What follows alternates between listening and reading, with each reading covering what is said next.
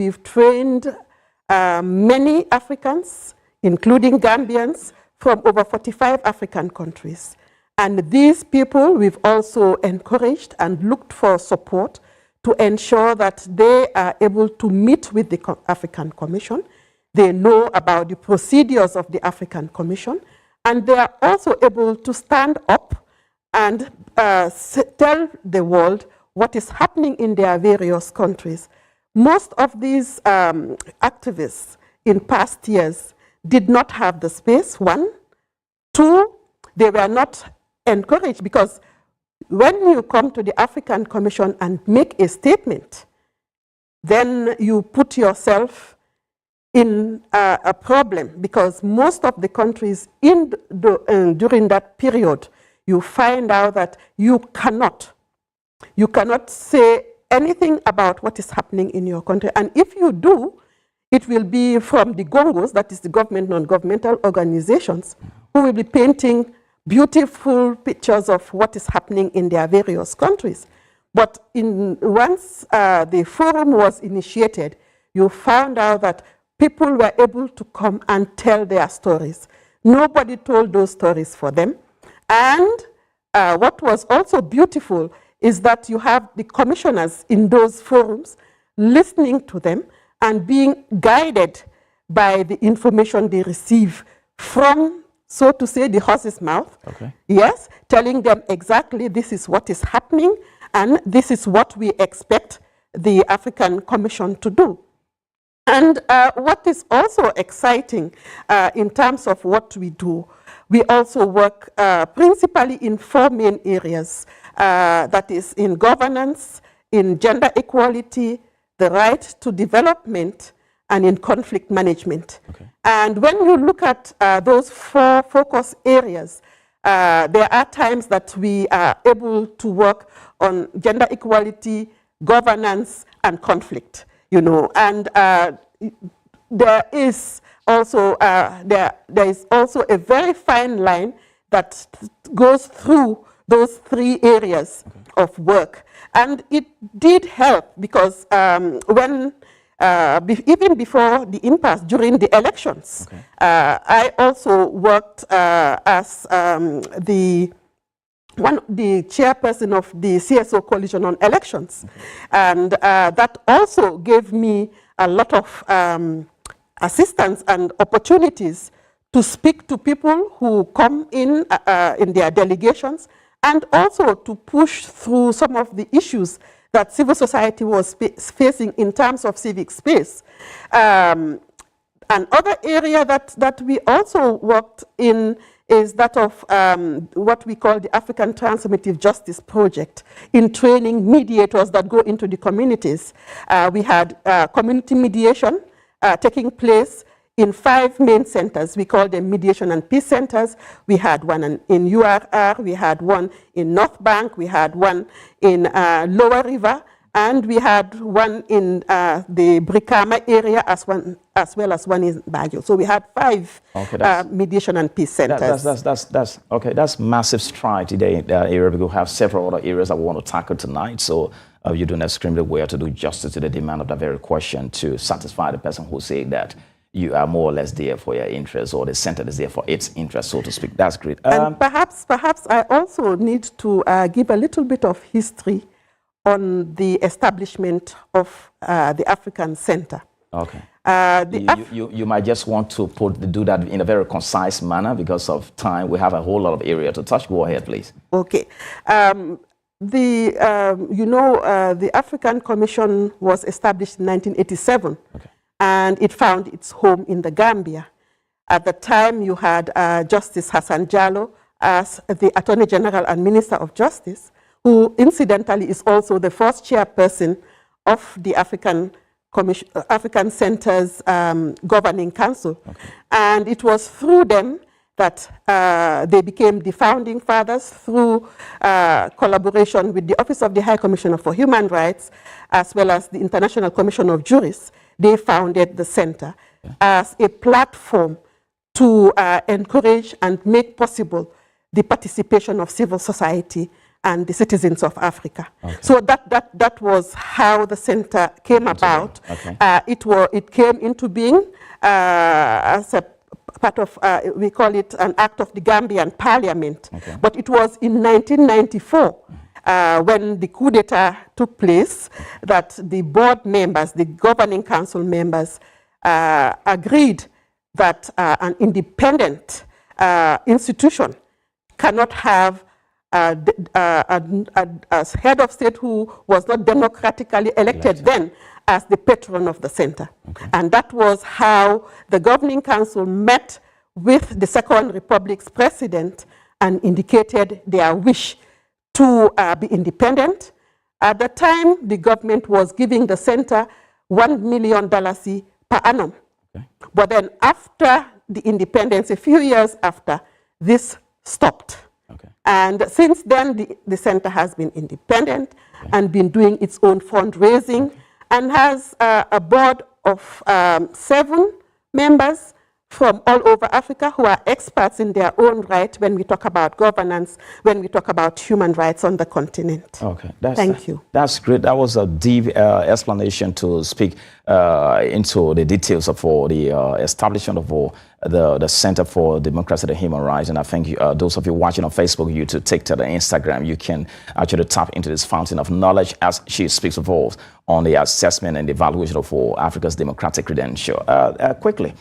You've been in this country for donkey years. This is your homeland, and you've been in this position for a very long period of time.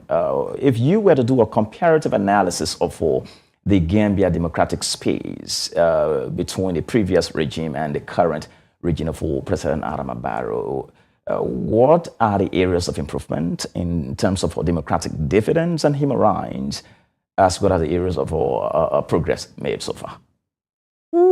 One of the areas that really calls for acclamation is the setting up of the TRRC. Okay. And yes, everybody was excited because everybody wanted to see some changes, concrete changes.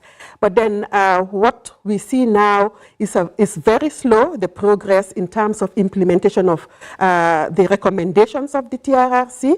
We feel that there is a lot more that needs to be done.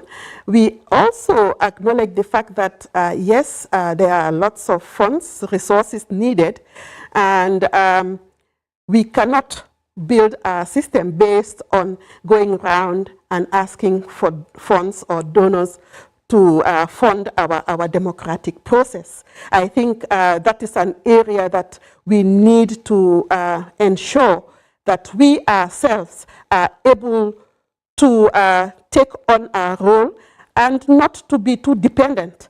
Because when USAID withdrew, closed down by the Trump regime, yes, several quarters of that's right. So perhaps what if you ask me, what I want to see is that we cut our coat according to our cloth.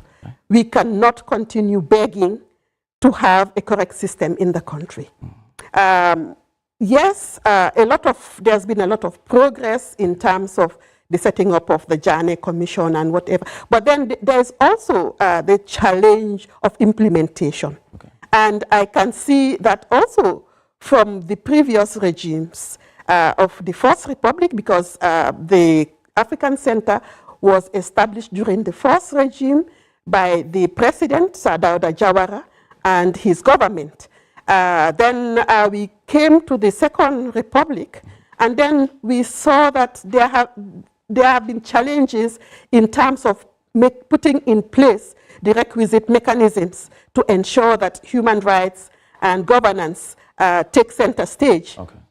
We were pleased to see that in the Third Republic, human rights governance became the watchword that that people are talking about. Yes, human rights, yes. But then, to my mind, if you ask me, there has been also challenges in terms of people knowing what human rights are.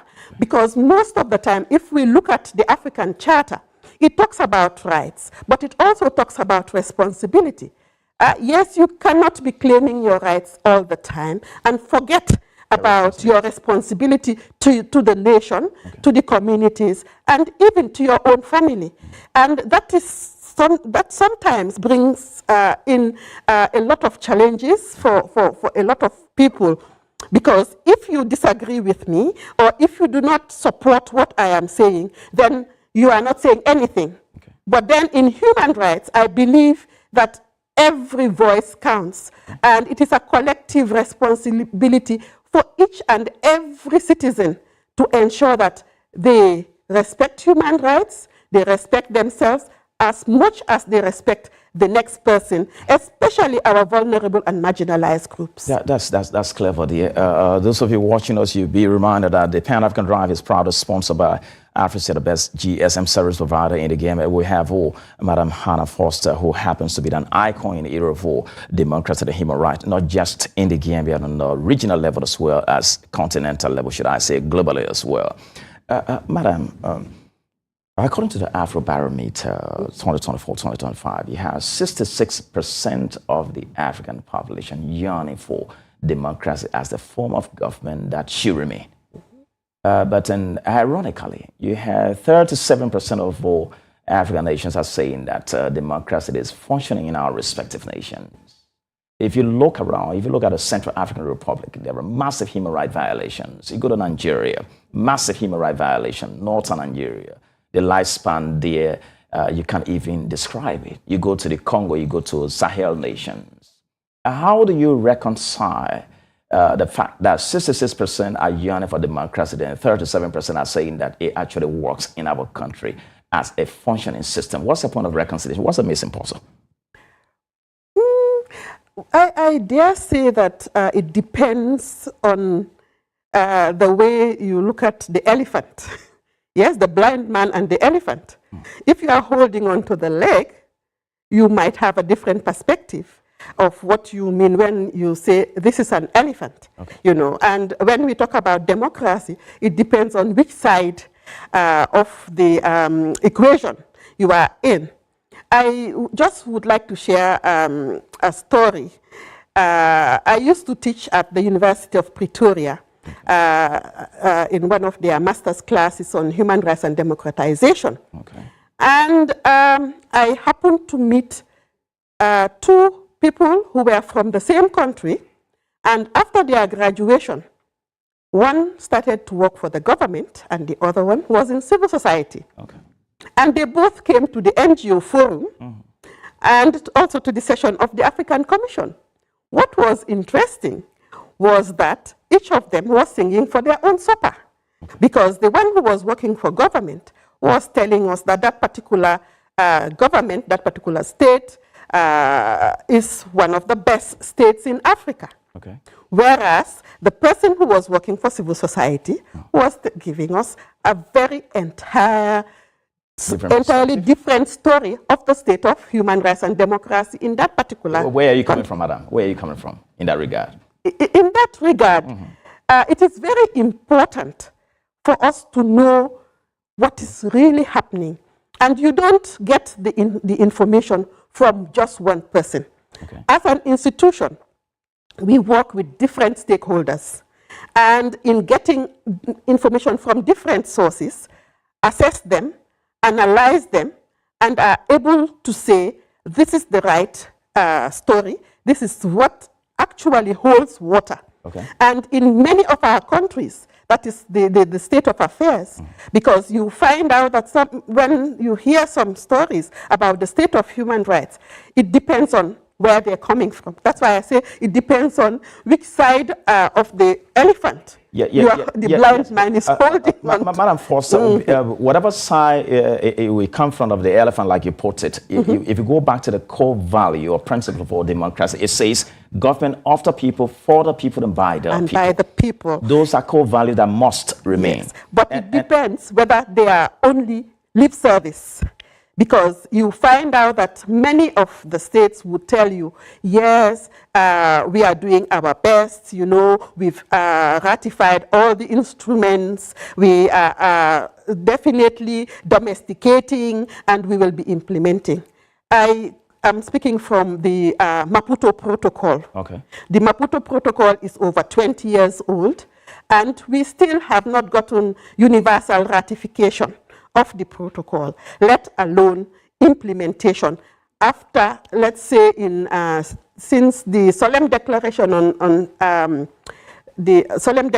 on Gender Equality, which was signed and adopted by the states of the African Union, and there was in that particular declaration the fact that states will ensure that they will all ratify and implement the Maputo Protocol before the next 5 years. That was in 2010. We are now in 2026, and it has not happened. So I believe as activists, all of us should have our shoulders to the wheel.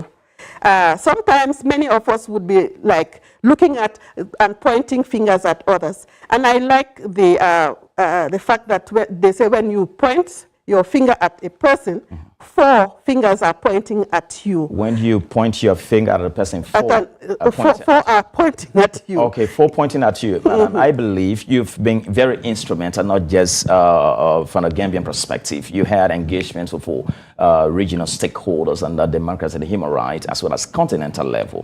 What have you taught these people from several quarters of Africa, stakeholders who attend national symposium, continental symposium, honor your training? Because mind you, you are heading the Africa Center for Human Rights and Democracy. What have you been teaching these people? Because what we see, the evidence outside here contradict what's happening in terms of the theories. Because if you go to South Africa today, there is a massive human rights violation. Xenophobia is stigma and discrimination across with non-South Africans. You know, the hunger in the Central African Republic.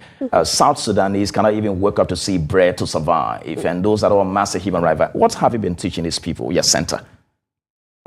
We have not been teaching them.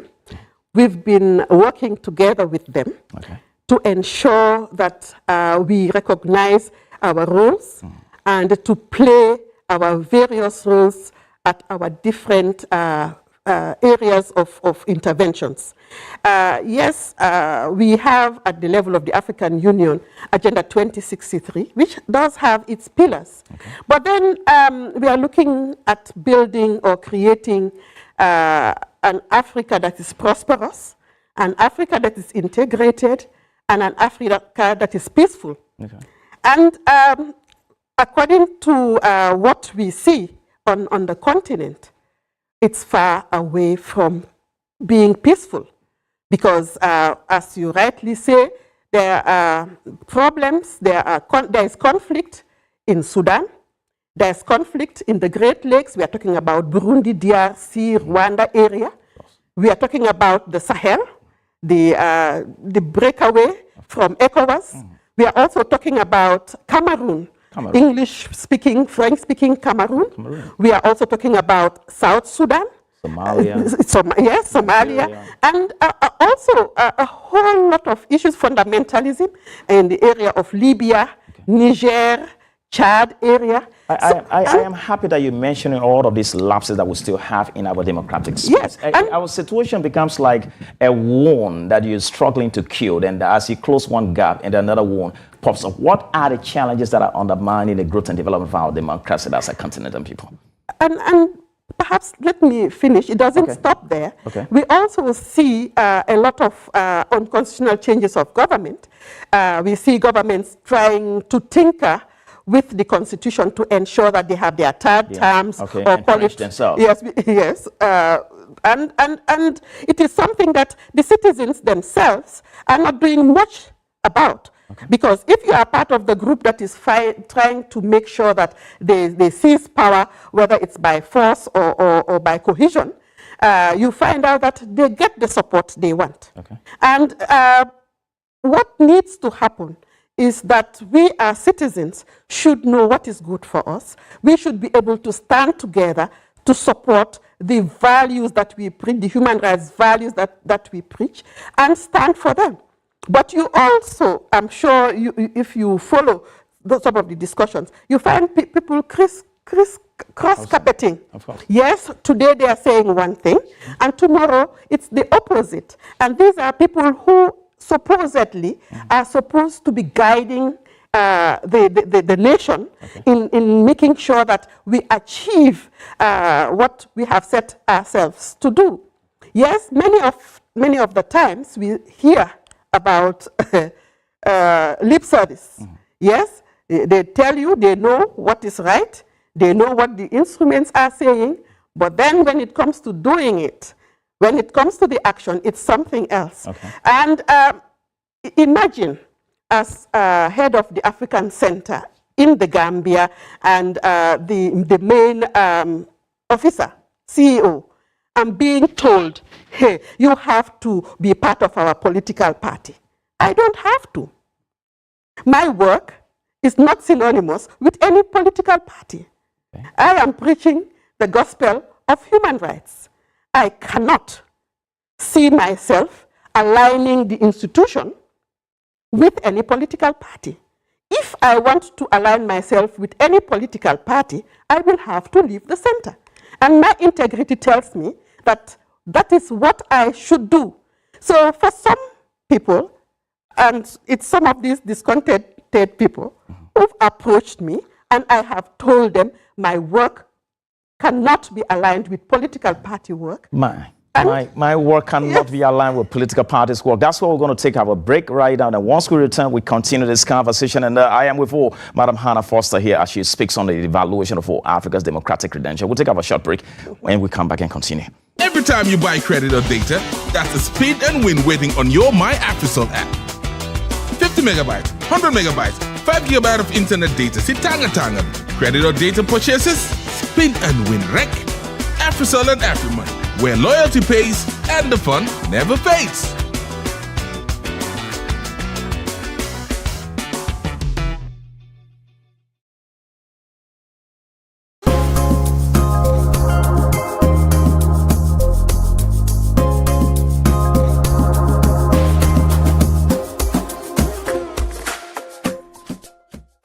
Every time you buy credit or data, Welcome back from that short break here, and be reminded that we are on a Pan-African Drive here, a platform that is meant to use the African solutions for the African problems. And we are super proud and honored to be with Madam Hannah Foster, who happens to be the Executive Directress of the African Center for Human Rights and Democracy. Madam, just before we took a break, you spoke where political institutions have all tried to influence you to join in their parties, and you says on the ground of integrity that my center, my involvement of activism on human rights and democracy does not permit me to align with a political party. Then it begs the question, how crucial is integrity in the execution of our excellent democracy across the continent of Africa? Because we've seen that we have been compromised as a region, as states, and by extension as a continent. That's why we look like puppets to the rest of the world. But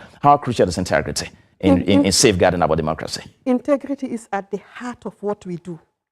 Yes, because if you do not have integrity, there's a lot of money, people who would give you money to use you to get things done. The center has benefited from some institutions, but then you find out that there are certain grants that I do not I ensure that the center will not take. Okay. Any grant that will bring the integrity of the center and its staff into question, okay, I say no. You don't need it. No, and I can give you names of some institutions that we refuse to take their money. You're going to be a bad news to a lot of politicians, though. Yes, and I know, because not only politicians, okay, but state parties, okay, because I'm sure you know that the resolutions and recommendations that we send to the African Commission has to do with what is happening in certain countries. Mm-hmm. And some of those countries, there are some countries I will not go, okay, because I know if I go there, I might be killed. Oh, yes, because safe. We have supported some of the activists that have been facing challenges in their countries. We've provided platforms for them to be able to talk to the commissioners or the mechanisms that are in charge of the issue at hand. Okay. So for me, there are some countries I will not go. Yes, I know that. Do you want to name some of those countries? No, I will not. Okay.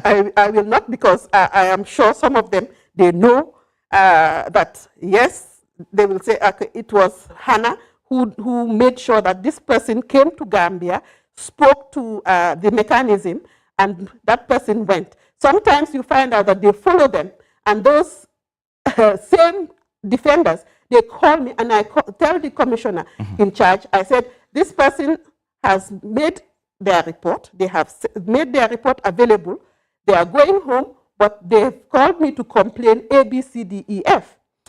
And what happens is, I've had cases where people go to Dakar, they are followed by security services of that particular state, and we have to ask the defender to come back to Banjul, and then you find out that the commission makes an announcement in open session, in public session, to say certain defenders are facing these challenges, and we want to ensure that the state takes responsibility for anything that happens to those people.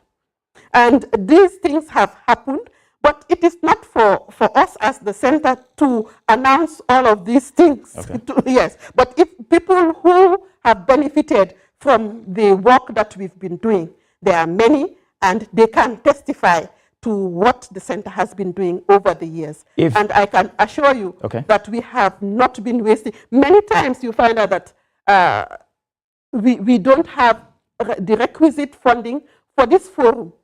But even now, as we speak, the next session is going to be held in Senegal. Okay.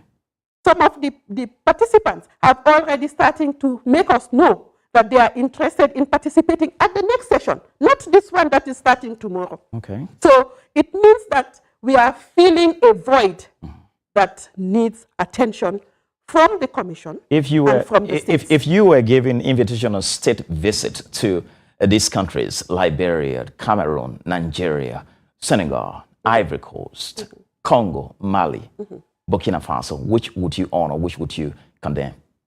It depends. It really depends. Because for every session of the commission, you find out that most of the sessions were held in Gambia. But there have been sessions in Senegal, in Nigeria, in Lesotho, in Botswana, you know, and the same in Arusha, Tanzania, in Kenya, in Addis Ababa, Ethiopia.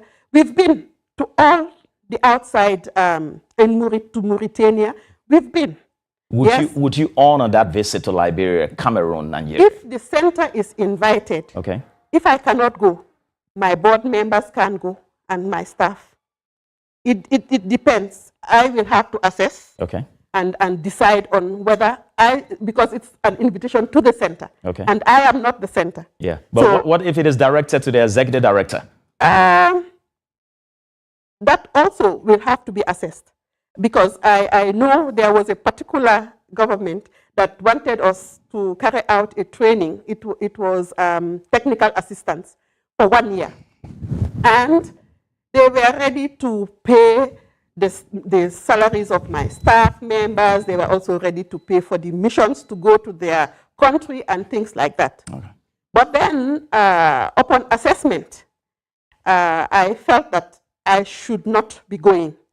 So I took the case to the governing council, and I convinced the chairperson to lead the delegation. And when we had subsequent meeting with that particular state, what happened was they said, yes, they don't mind all the people that I have put on the delegation, but they would want me to be part of the delegation. And I said, no, I'm sorry. So what have you understood that implied forceful nature of you honoring the call? What have you understood it to be? I knew exactly what they wanted. Do you see as a trap? So, but then my argument was I could not go, because after the delegation comes back, I am the one who's supposed to justify whether the center takes on that role that they want us to play or not. So I cannot be part of the delegation that goes in to carry out the assessment and then come back and make recommendations. So that was how I was able to get out of it. But I told them I cannot come in and assess and then come back and write a justification. I said I cannot be both judge and jury in this case. So I'm sorry, I cannot come. So if these members cannot come and carry out the assignment, then I'm sorry, it cannot be. Madam, from your point, Madam Foster, is as though our democracy as a continent has a group, an occultic, political occultic institution that is there to undermine its progress. Do you subscribe to that? Yes, I agree. How do we demystify that? Sometimes you find out that some of us who preach the gospel of human rights, they know what they are saying. Okay. But then there's a discrepancy between what they say and what they do.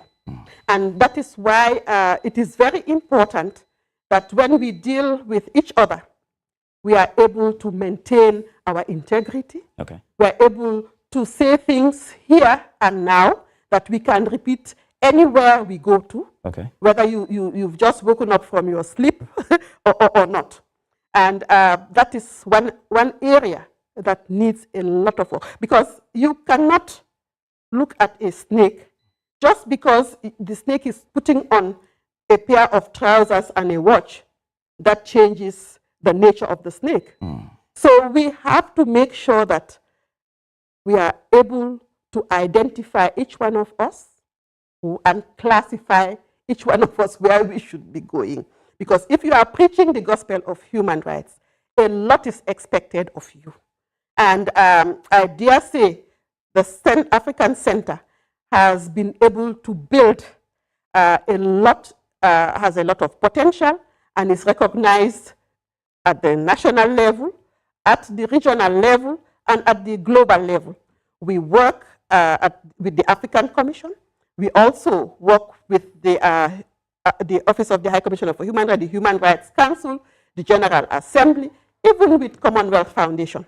So we know that a little mistake can create, yes. So we have to protect what we have built over the years. We have to protect what we've built over the years. That's the voice of all my guests, Madam Hannah Foster here. I hope you learned it somewhere there, wherever you are on the sound of my voice. It remains a Pan-African Drive here, a platform meant to build bridges between and amongst nations. Madam, in spite of the great strides you've made in the area of democracy and human rights, from your voice, you can see that there are massive challenges. You want to highlight the major challenges that actually undermine the growth of all democracy and human rights, not just on the regional level, but on a continental level. What are the major challenges that you can say is too tough to even handle?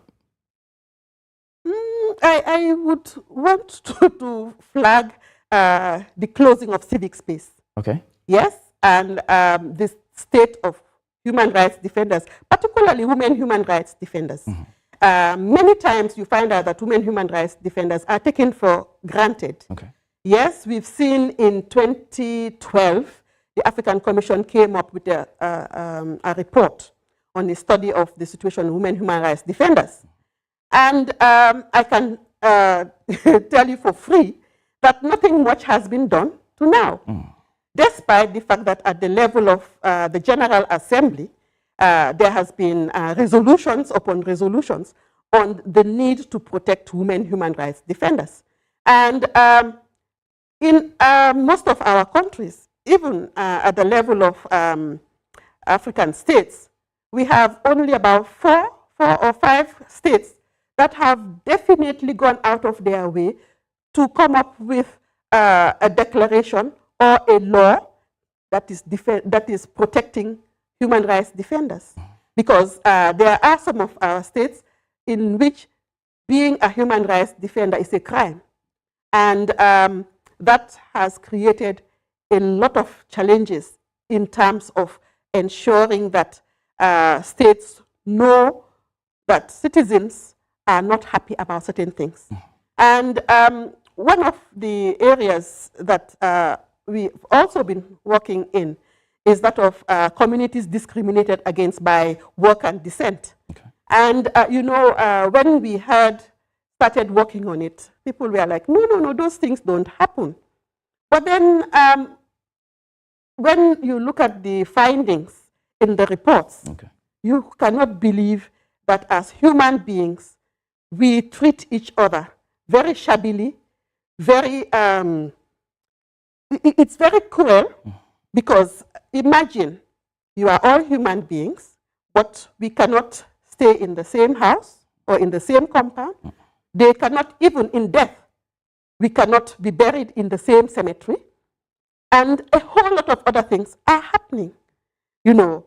And Gambia is one of the countries that these things are happening, and we want to see things change. We want to see things It's happening in Gambia, in Mauritania, in Niger, in Senegal, in what do you call it? In Chad. In Chad. Yes, and we have studies of those. If you come to the center, or if you send an email, we can share with you the copies of those reports that we have. Yes, and these are things that are happening, and it is as a result of inequality. Yes, inequality, injustice, you know, because and poverty. Poverty, a whole lot of us are living in poverty, and sometimes people will say, okay, poverty is not having something to eat. It doesn't stop there. Poverty is much more than not having something to eat. You know, and I think it behoves on all of us to fly the flag of human rights, to learn more about human rights, and to be able to stand with those whose rights are not respected, those whose rights are violated. Many times you find out, okay, you just grin and bear when certain things happen. But then we want the people of Africa to know that the African Union has put in place an organ called the African Commission on Human and People's Rights, which is the treaty body that ensures the implementation of the African Charter on Human and People's Rights. So we need to know more about these issues, and we need to be able to stand up for our rights. And for those of us who try so hard to stand firm with you, because I cannot stand for you, I cannot speak for you, but if you do stand up, then we can stand with you. Thank you. If you stand up, we can stand with you. Very few nations, madam, are making a massive stride in terms of the necessary, or should I say, requisite democratic strides. Like if you go to the Botswana for President Boko Duma, he's doing well there. You go to Port Louis, Mauritius, they're doing well. You go to Namibia, they're doing well. The justice system, educational system, health system, these are, necessary democratic dividends that the masses actually vote for, which is just a minute portion of the 37% that are making massive stride in comparison to the rest of 60+% that are not doing well. What are they doing differently that we are not doing in the rest of the continent in terms of democracy and human rights? Michael, for me, I believe it's a little bit problematic because most of these countries, each of them do have their own context. And yes, there are areas that you can say, okay, they are all doing well, but there are areas that some of them are not doing so well. Yeah, but overall, they are doing well. Yes. Yes, Botswana is doing well. Is doing well compared to any other nation in West Africa. Compared to others.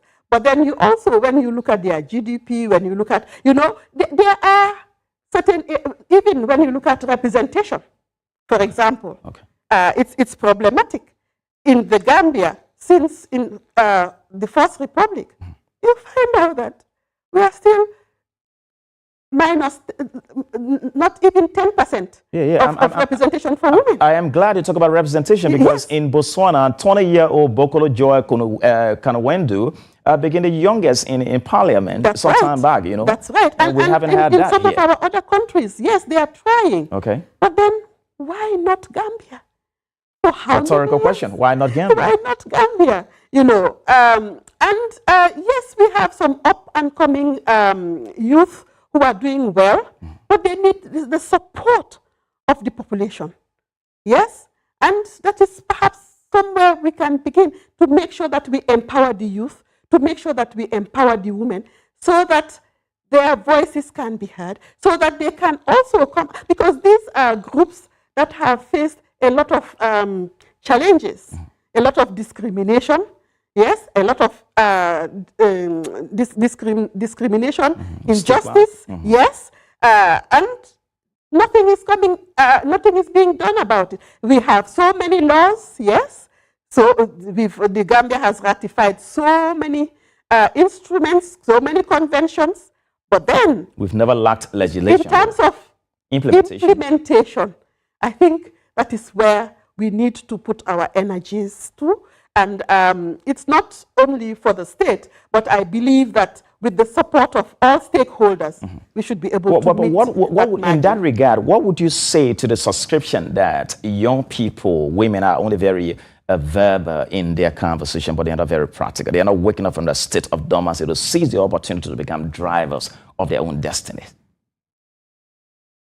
I don't subscribe to that. Okay.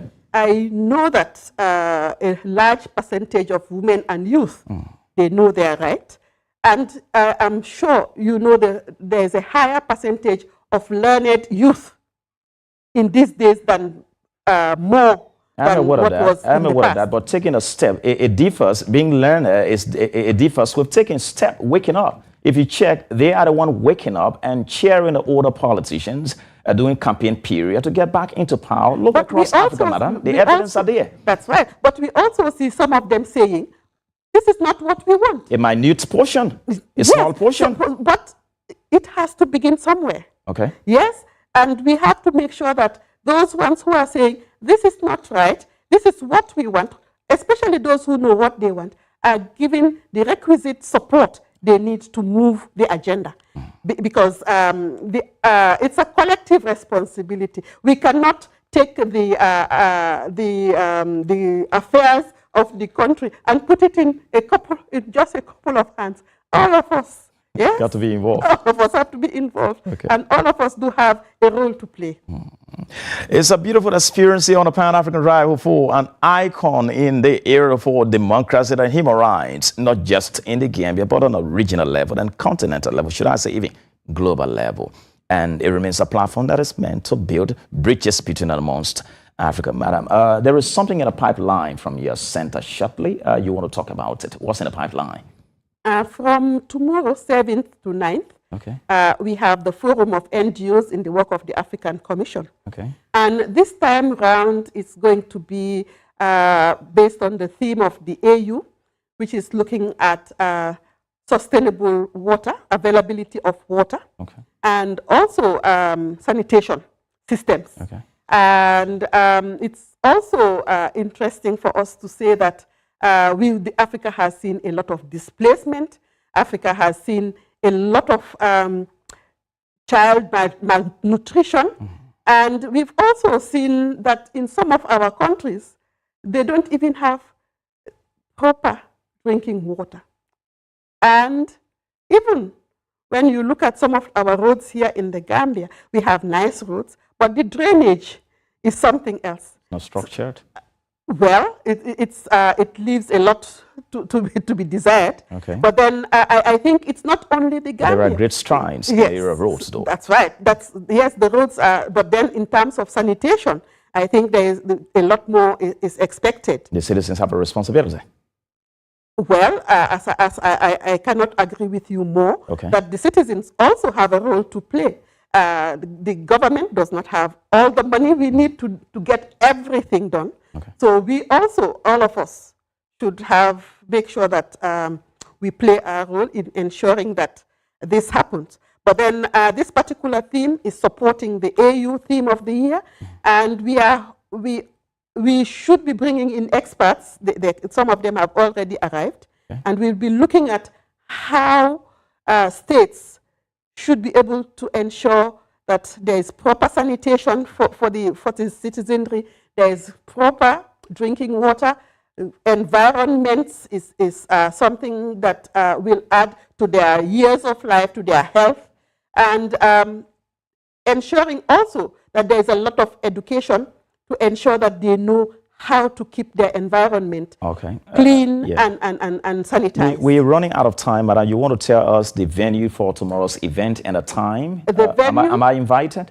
Sure. Okay. The venue is at the OIC, Okay. and it starts at 9 in the I didn't morning. see my invite, though. How do I get in tomorrow? It's an open invite, and you are lucky because you know Pa Modu Cham, Okay. who is our info and communications officer, Okay. and I'm sure he will let you in. Okay. He will tell his team to ensure that you come in, and it's open. Okay. Usually, we have a website with a link that people can register. Okay. And there is no, it's open, it's democratic. Okay. If you want to, you participate. The only thing is you make a contribution Okay. of 150 Okay. For your lunch and your whatever the conference package, a contribution towards the conference package. Okay. But apart from that, you can, if you want to organize a panel, you are free to do so. Okay. If you want to be part of discussions, you are free to do so. If you have concerns about a particular issue and you have a resolution or a recommendation that you want the Commission to commit to, we also have that space. Okay. We have a drafting committee who come together to look at all the proposals, and at the end of the day, the last day, all those proposals are brought for adoption by the plenary. Thank you, Madam.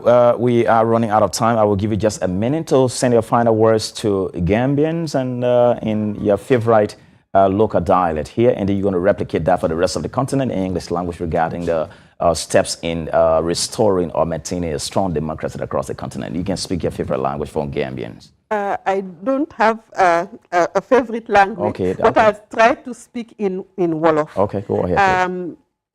Suñu waxee human rights dang dee gis am na ñu bëri nga xam ne dañ dee am a negative connotation waaye human rights affaire yi waxi dëgg la affaire yi waxi jàppa ñi nga xam ne munaluñ seen boppa jéemantal leen ñu teete wante pour mun a am dëkk bu neex mun a am dëkk bu am jaama ñu mun a dimbale wante so pour ne human rights affaire yi xuloo la wala affaire yi saaga la affaire yi demante court du emut foofu déedéet human rights su fekkee ne def nañ ko niñ ko war a defee jaama ju bari moo war a am inequality du am injustice du am ba pare discrimination tamit du mun a am so suñu waxee ñetti principles yooyu human rights suñ ko toppee niñ ko war a defee dinañ ko am.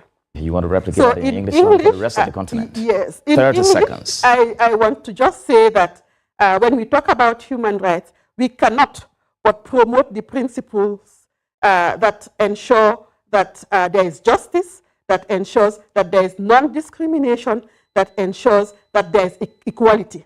So whether it's in the Gambia or anywhere in the world, those three principles ensure that human rights are respected and each and every citizen is able to enjoy their rights. It's beautiful having you here on the Pan-African Drive.